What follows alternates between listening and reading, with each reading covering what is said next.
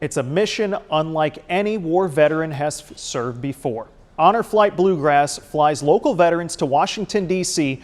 to visit different war memorials as a thank you for their service. WDRB's Katrina Nickel and photojournalist Jonathan McEmber went along for the ride. Fly home, sweet home. It's a day that starts off on a high note. America. Just as the sun rises, 82 Kentucky and Southern Indiana veterans take off from Louisville's airport. 75 years old and I'm getting a new experience. And touch down in D.C., where a water cannon salute Wow. and strangers welcome the former service members fresh off the plane in the nation's capital.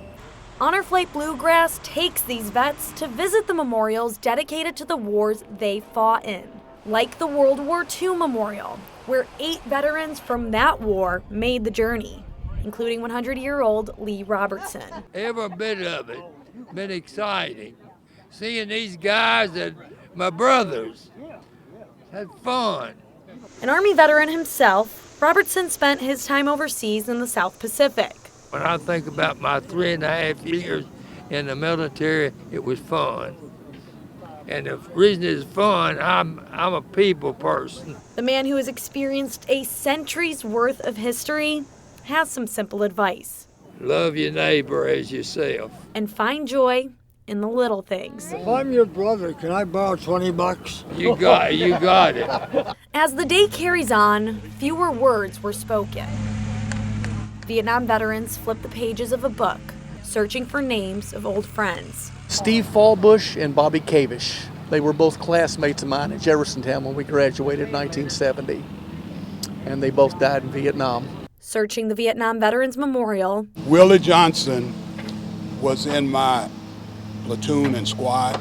A wall with more than 58,000 names etched in, all men and women who died in the war.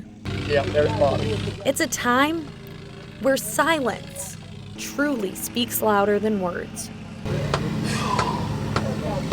Awful lot of young men lost their lives. As veterans continue to take the sights in, stopping at the Korean War Veteran Memorial and witnessing the changing of the guard at the tomb of the unknown soldier. The silence doesn't break. Vets thinking of the ones who made the ultimate sacrifice. Until it's time for the veterans to experience something they haven't in decades. Decker! Mail call. I gotta do this at home, it's too much to read. Sitting at the gate, waiting to board the flight back to Louisville, veterans are brought to tears, opening letters from family. A picture from a group I gave a tour to back in 2010. And smiles crack, reading the words of complete strangers. A mail call was always a time that, you lived for it. It's still the same feeling. I mean, that doesn't change because you know that people, by seeing things like this, how much people appreciate what you did. As the wheels touch down back in Louisville, veterans are welcomed home to one last surprise. Flags waving, handshakes from strangers, and plenty of thank yous. Thank you, Michael. Thank you for saying so. Reminding veterans their service Glad I'm home. did and always will matter. In Washington, D.C., with photojournalist Jonathan McEmber, Katrina Nickel, WDRB News.